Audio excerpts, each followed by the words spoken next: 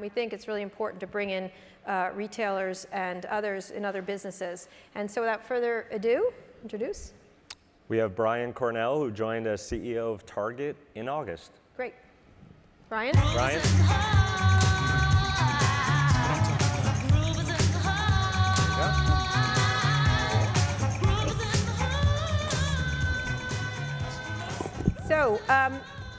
So we have, I think, two questions. Let's start with the hard ones, if you don't mind.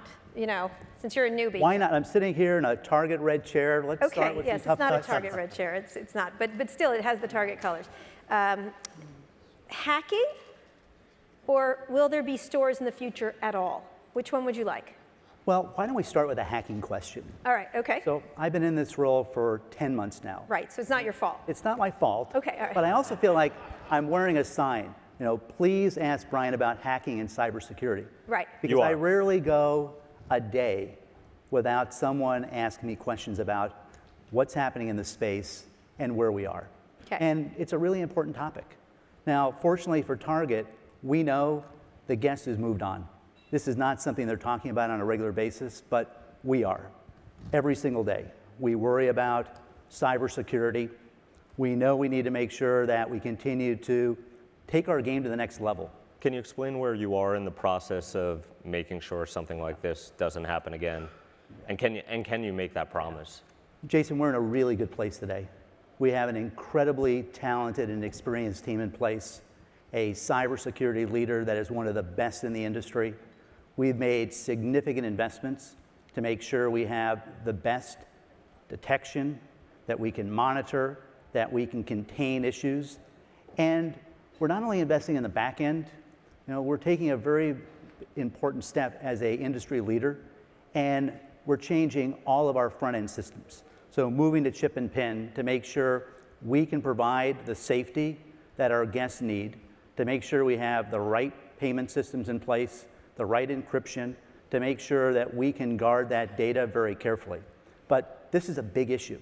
How much do you think it hurt your company? I mean, it seems like every day someone else is getting hacked, so you can't remember it. But this was one of the first incursions that really people started paying attention to because Target's so popular. Here, it was Target. Right. So because of the iconic nature of our brand, everybody talked about it. Mm-hmm. And it's gone from being a Target issue to being a retail issue, an issue in food service. When Sony was hacked, everyone paused and said, all right, this is a big national issue. So we all need to recognize every single day, retailers, people in our space are under attack. As we sit here today, there is someone out there, and the bad guys are very sophisticated. They are trying to figure out how they disrupt your business. Pick the country, you know, they are finding the best and brightest, and they're moving them into these spaces. They're well-financed, they've got great talent, and they're trying to figure out a way to test our systems. So there's a segment of the technology world right now that believes that mobile phones and mobile payments can help improve some of the security around even in-store payments. Target right now is part of a consortium of retailers developing one mobile payment app. Apple Pay is another. Are you committed to that consortium as the exclusive mobile payment option when it rolls out, or would you someday accept Apple Pay in stores like you do on your phone? Not obviously, we were one of the first to accept Apple Pay from an online standpoint. Right. But we recognize that the consumer is going to look to have multiple options for payments. We've got to be there. Our focus right now is on making sure we have our chip and pin system in place for the holidays.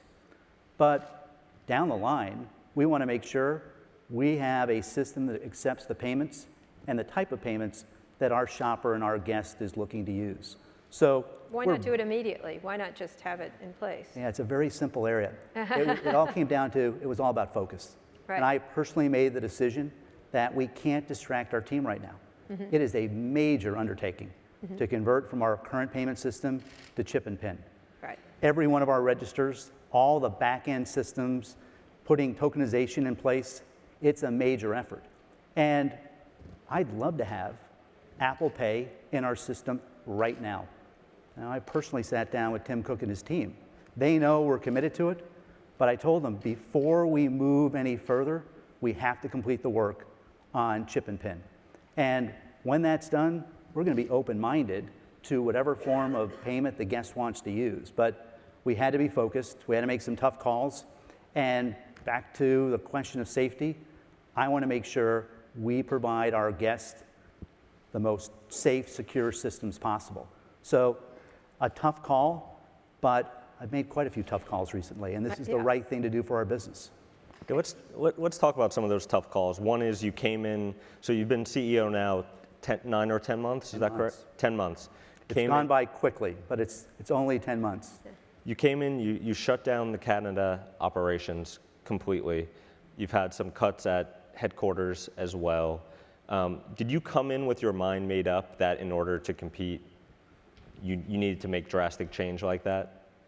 You know, I didn't. I came in with a very open mind. I came in with extraordinary respect for the Target brand, extraordinary respect for the relationship Target's always had with their shopper we call the Target guest, knowing it's a talent-rich organization. And I really tried to spend as much time as I could listening and learning, interacting with the team, interacting with our guests, our vendors.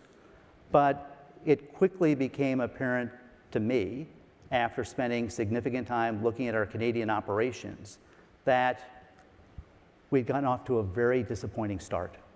And it was going to take years to get that business to a point where we're even breaking even. And you may not have that many years, 6 years, that you had told me would take to get to break even on that business. Well, do you think about the best case scenario, 2021, we'd be breaking even in Canada.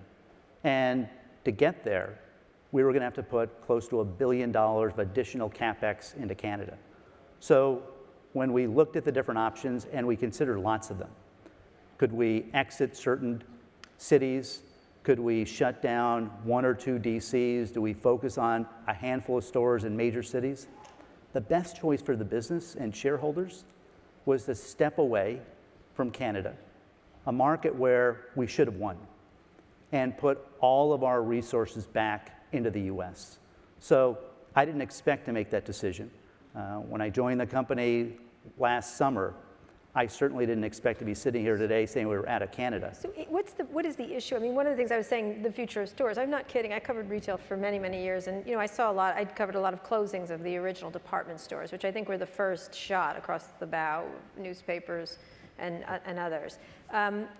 How do you envision the store of the future? Last year, the Walmart CEO talked about the fact that there may not be stores, or they'd be very, very small.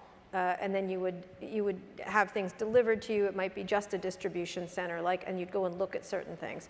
What do you see? Do you see these very big stores continuing, or is that over? I mean, you have lots and lots of them. Yeah, I probably have a very different perspective from what you heard from Doug last year. I think stores are going to evolve, but I'm absolutely convinced stores are here to stay.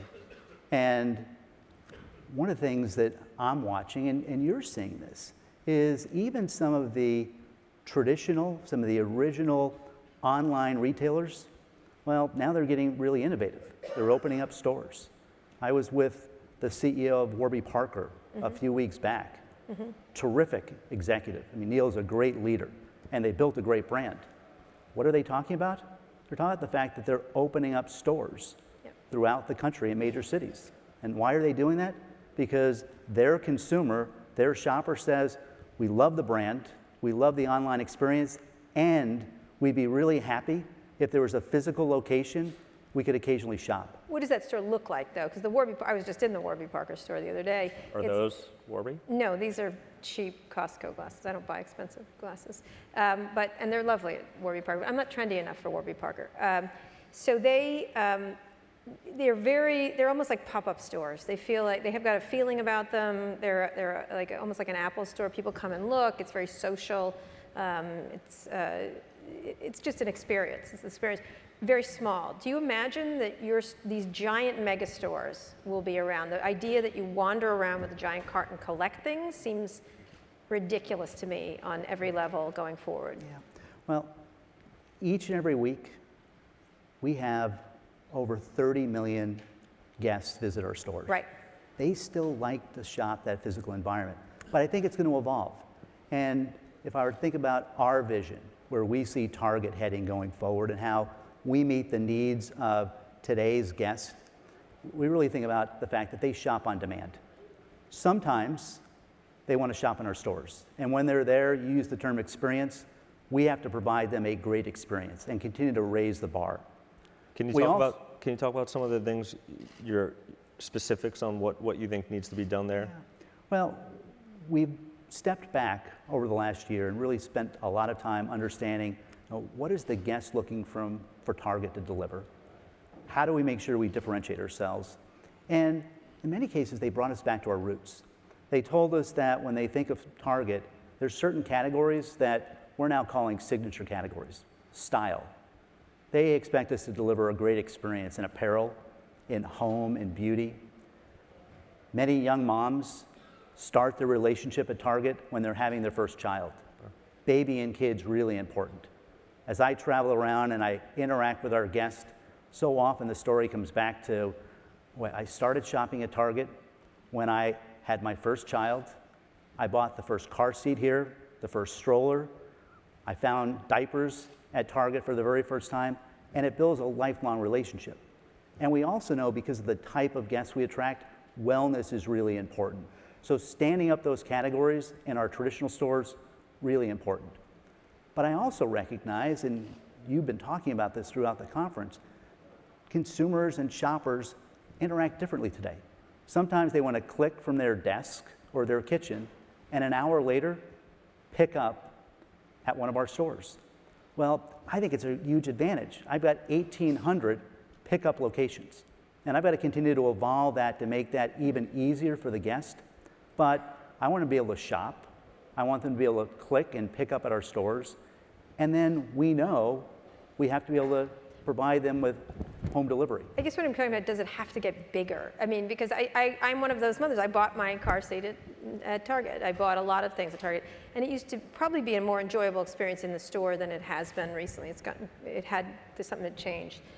But it was too big. And so when these smaller stores started, I was like, are these going to get, the wandering around these massive stores, when you could, for example, is Uber a competitor to you someday, where you could put the stuff, they could get the stuff in the stores, put it in their trunks, drive around the city while they're driving other people, or Lyft, and then deliver things? Yeah, they could certainly be a partner someday. A partner. They could certainly be a partner, and we're open-minded. We've stepped back and said, all right, we're not going to take anything off the table right now. But as part of our strategy, we also recognize that in the US today, consumers are moving back to urban centers. You're seeing booms in the population growth in San Francisco. I was in Dallas last week. There's cranes everywhere. What's happening in New York City, even in Minneapolis. We've got a shortage of downtown housing. They can't build it fast enough. So for us to compete and be there to meet the consumer, well, we need smaller stores like our city Targets, which we're going to expand this year into a great new location in Boston next to Fenway Park. We're testing something called Target Express, a very small store, probably 15 or 20,000 square feet, curated assortment, no more than 20,000 SKUs.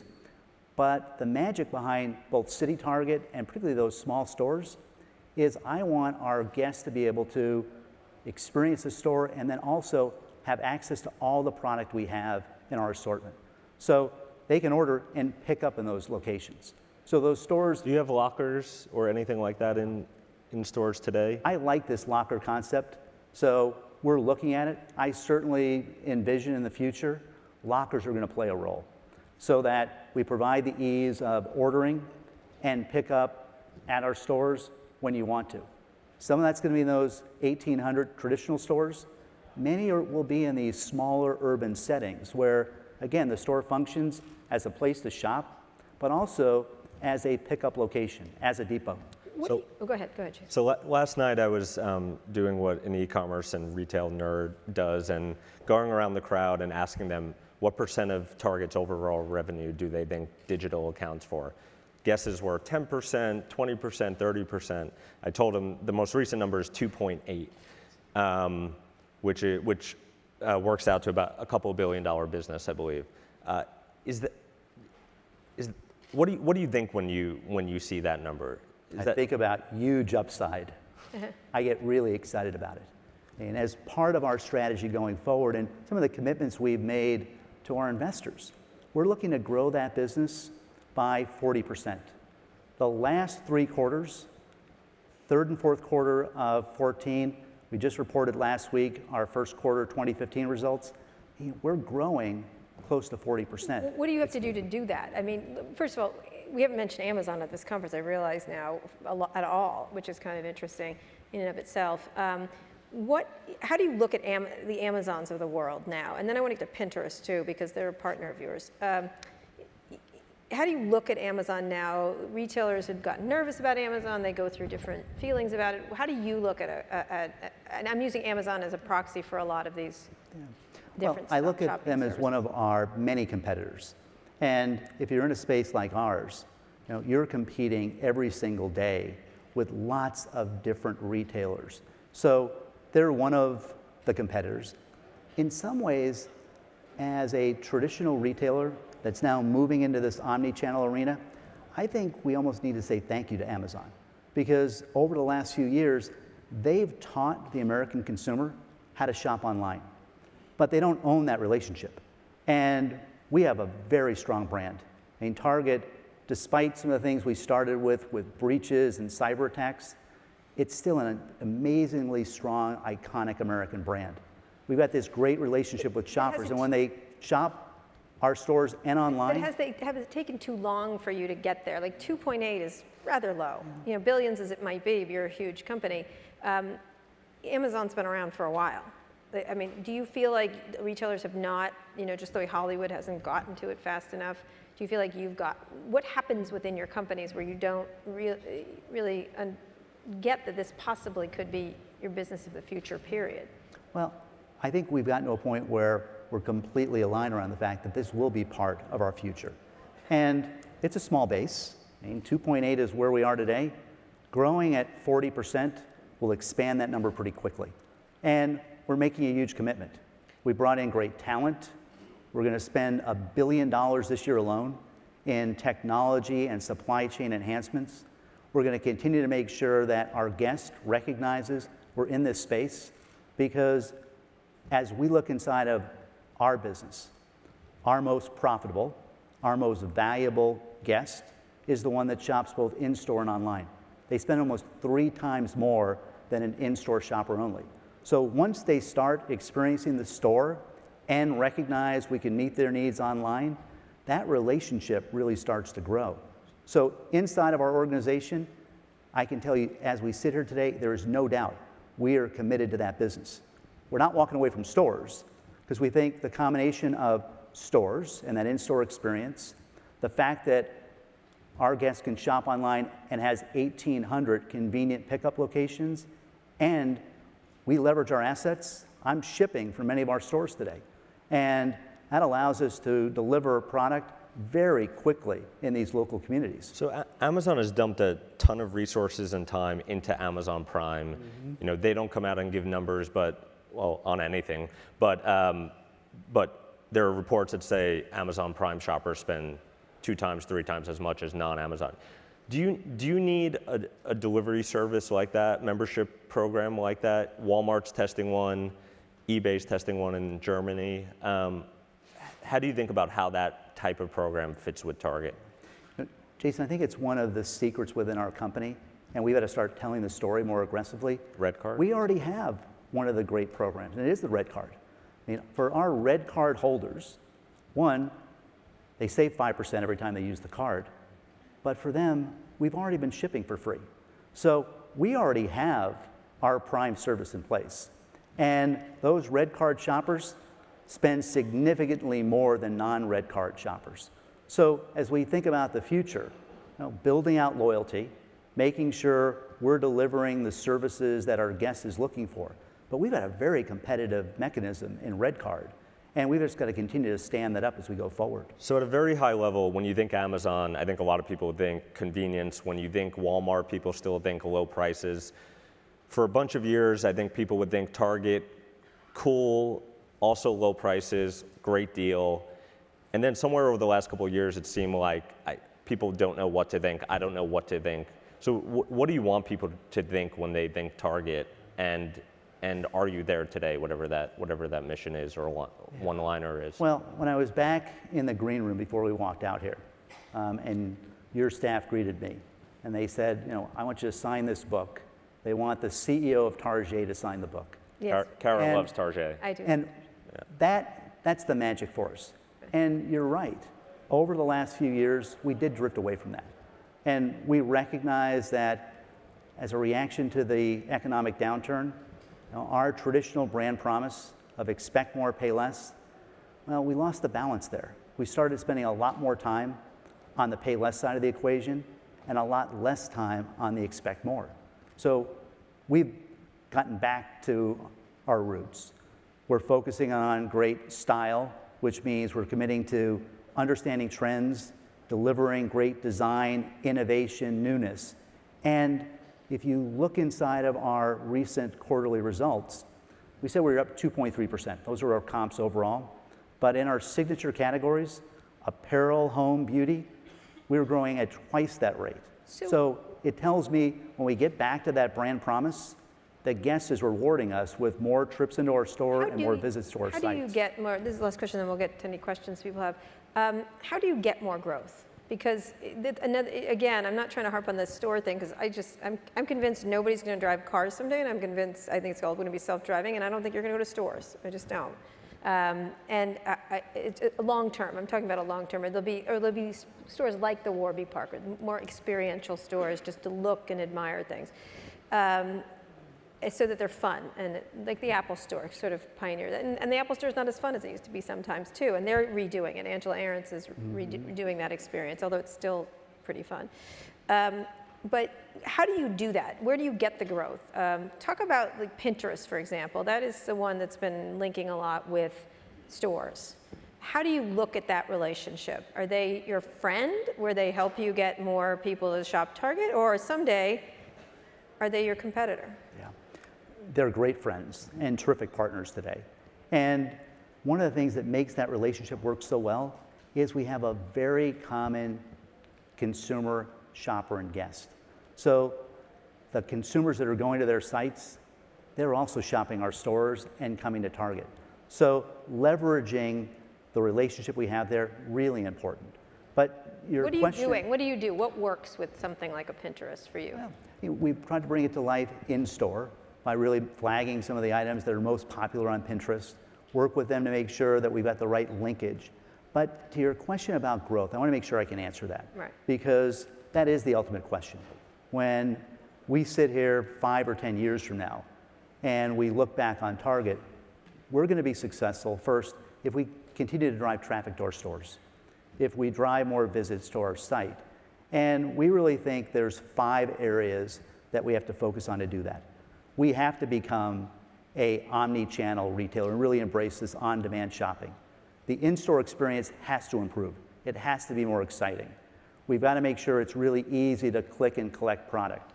And we've got to make sure that we provide an easy online shopping and delivery experience. We can't stand for everything. So we've stepped back and said there's certain categories that we have to be famous for. Those style categories, we have to continue to have a great relationship with moms and kids. We've got to move into wellness. Online, but what do you need to do online? Do you need to buy companies? Do you get to add technology? What do you, as the CEO, you've got to be the chief digital officer, I think, every retailer. And you're not a digital native. What do you have to do? What is your digital priority besides getting people to shop online more? Well, first, it actually starts with stepping back and making sure the entire organization knows how committed we are. When we put the number up of 40%, it was really symbolic to say, we're all in. We're going to continue to bring talent, great engineering into our system. We're going to continue to make sure we elevate the online experience. We really look at Target as mobile is the front door to the brand. If you and I were to go out shopping in one of our stores, I guarantee you, within a few minutes, we're going to see one of our guests. In one hand is going to be the shopping cart, in the other hand is going to be their smartphone. And they're using that to look Check at, Amazon prices? Exchange. well, Yeah. they might be Maybe. checking some prices. Well done. And the nice thing is, like, more than often, we win when they do that. Yeah. So I welcome the comparison. Okay. So I'm not scared of the price comparison there. Okay. You know, they're looking at what they pinned. They're looking at their list. So we recognize mobile is absolutely the front door to the brand. We've got to get better at localizing assortment, at building that more personalized experience, and we're really focused, Kara, on making sure we become a simpler company. So very clear priorities. We make sure that we're all focused on the right levers that drive growth, that build traffic, that allow us to compete in a very competitive retail environment. But we drive growth by executing against those 5 pillar strategies. And that's where we're putting our capital, that's where we're pushing our talent, and we're a very competitive team, and we want to win. And we're in the very early stages of transforming Target, but I want to see 3 quarters turn into 33 quarters. And our whole team is aligned around that. But it's all about growth. And do you consider yourself digital? I don't. Okay. But I'm certainly very engaged. You know, I wake up every day, and this is about as far away from my iPhone that I've been in a long time. You know, leaving it in the back room. But I know how important that is. It's important to our guests. It's important to the way I live today. You know, I just think about the last couple of days. I think I clicked on my phone and had Uber take me to the office before I went to the airport. I had forgotten to set the alarm. I used Control-4 to make sure while I'm gone, the doors are locked. You were using Snapchat earlier, I saw you? No, Not yet? not yet. Okay, yet. okay, we'll get there. Still not But crazy. that's how I interact every day. We've got a major commitment we've made to social. We've got something called Guest Central back in our office. And we've got a team there that monitors all of the activity that's taking place socially. And we're a brand where people engage every day. There's almost over 30,000 mentions of Target socially every day. So they are Snapchatting, and they're pinning the brand, and they're talking about it, and they're tweeting. So we're very relevant in that space. Okay. So I may not be a digital expert, but I'm smart enough to know how to surround myself with great talent, and I'm a pretty good student. Okay, great. Questions from the audience? Questions? Go ahead, James. Hi, Brian. James Joaquin from Obvious Ventures. I'm a huge fan of your Made to Matter program, and I'm curious, how is that performing at the company, and how do you prioritize natural and eco-friendly products for your target guests? Yeah. So let me start for the benefit of those that might not be familiar with Made to Matter. It's a program we put together for the first time last year with a handful of our vendors who brought us very unique items, exclusive items, that were in the organic, natural, better for you space. This year we've expanded it to partner with 31 vendors, and that Made to Matter offering is going to become a $1 billion piece of business. Year on year, it's growing at about 25%. And it's just a sign that our shopper has told us, they haven't just told us, they're shouting about it. We need to make sure we're in this wellness space.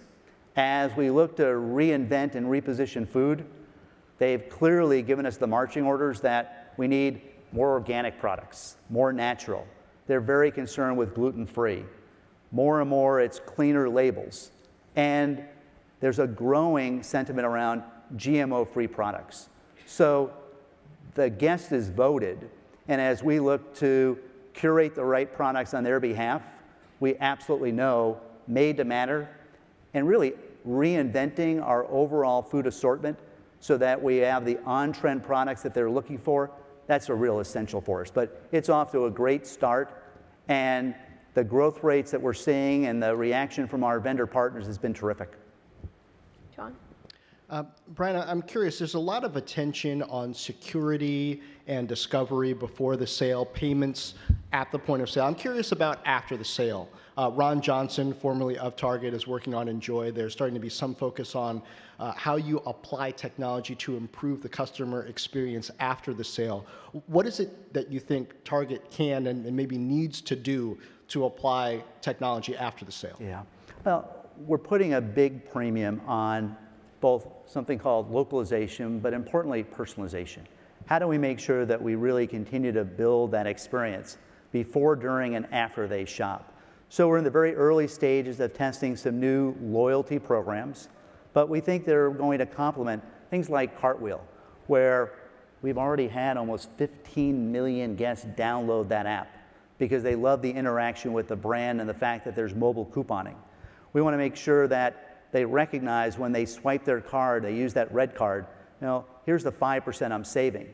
But we really need to make sure as we think about loyalty, it's before, during, and after they shop, and how do we bundle that together to continue to build that relationship with the guest. Can you talk about what you're testing, anything you're testing there? Yeah, we're testing a program right now in North Carolina we're calling Red Perks. It's a point-based program. It complements, you know, our red card, what we're delivering with Cartwheel that the guest absolutely loves, but a way to really make sure they're engaged with the brand. And we've got to make sure as they've checked out and they're going to their car and they're heading home, we remind them, you know, we'd love to have you back in the store. If you're pressed for time, click and come by and collect. In some locations, you know, we have curbside delivery. And if you need us to make it really easy for you, we'll just ship it directly to your home. So we have to make sure those elements all play together. You're starting to touch on it, but if I have a problem or a question, it seems mostly it's still that old process of either I ship it back or I lug it back and I stand in a line. Do you have a vision yet for how that might change? Yeah. Well, we have to make that experience easier. And again, one of the advantages we have is 1,800 locations. So you can click and pick up there. We're using those locations actually now in many cases to deliver to your home. But we also have the convenience of saying, all right, if you ordered something and it gets to your house and you don't like the color, the size isn't right, you can come right back to one of our locally convenient stores and exchange it. We have to continue to think about how we make that really seamless.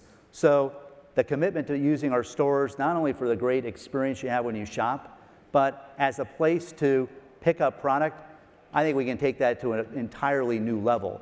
And I think it's a real competitive advantage going forward. Last question for you. What, if you had to pick one shopping thing you've seen online that you think is fantastic, not Target, what would you say? Sitting here today, you know, I'm going to go back to my friends at Warby Parker.